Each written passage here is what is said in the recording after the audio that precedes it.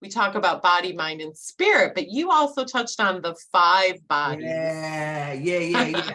I always love this. This comes from one of the teachings in yoga, one of the texts in yoga that's the Upanishads. And this is the Taittiriya Upanishads. And I love this study. I just love this study so much. But the yogis talk about 5 layers, and bodies is kind of a misnomer. It's these layers, these 5 layers of us, right? And the first one, the most evident, the gross, if you will, is the physical body, right? And the physical body is the body made of food, right? You are what you eat, right? Which gives us a little indication that once we form real deep relationships with ourselves in a deep way, then we're going to form relationships with what we take in, right? What we take in from many aspects, from food to what we take in via television or what we take in via books, right? All of those have an effect on our being, right? That's part of who we are.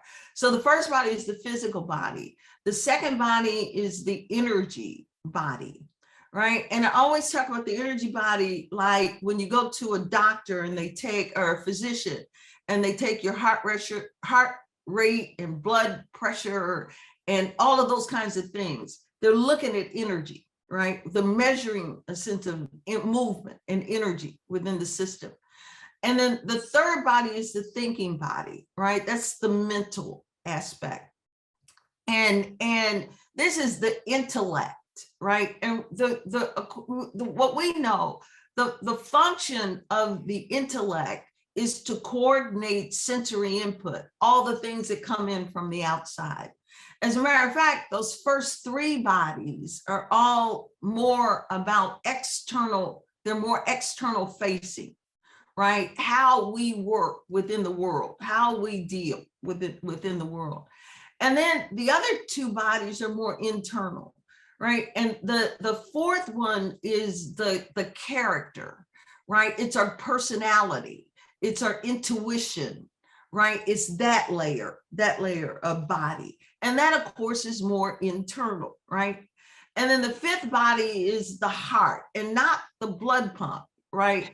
This is the heart that is the seat of love and joy and intimacy and devotion, right? It's the body, if you will, that's closest to the wholeness and essence that it is that we truly are, right?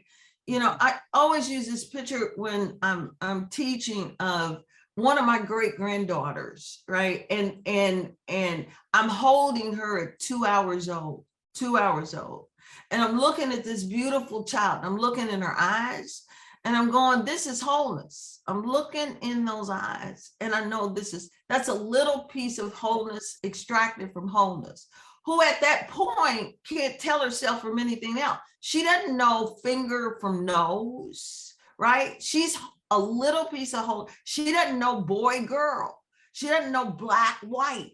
She doesn't know all those binaries aren't a part of her consciousness at that point in time, right? Those are things that are learned over time, right? And so there's that piece that is still within us, with all these 5 layers that I'm speaking to that are sitting on top, right? That are sitting over that, right? And those layers, you know, that when I speak about addressing recovery from the perspective of all the bodies, right? There's something that I can do to nourish and cultivate and move me back to the wholeness that I am, right? We're all that. We're all that. We've just had all this crap dumped on top of our wholeness, which is a beautiful thought, because that means the job with this is subtraction, right? There's nothing else to add. We're already whole. We're already whole. And that's the beautiful part,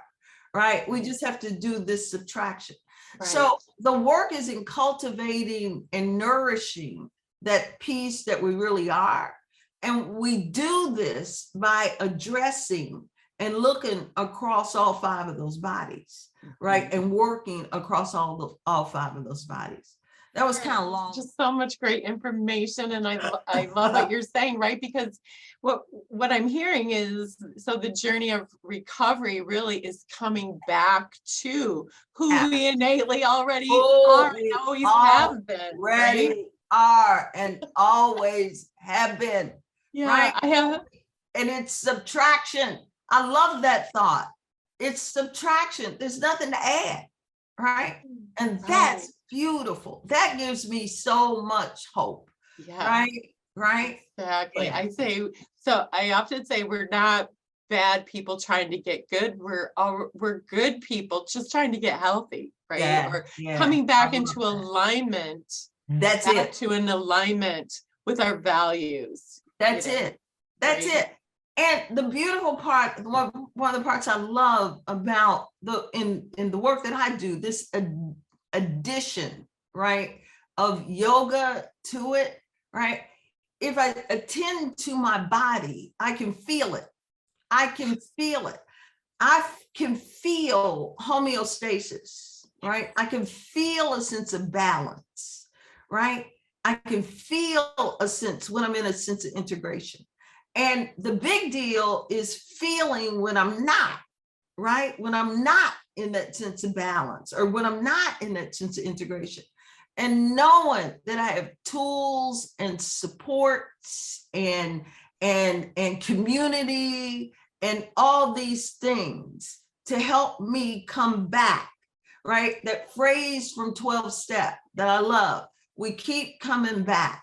We keep coming back, right? I can keep coming back to realign, right? I can keep coming back. And it's a beautiful thing.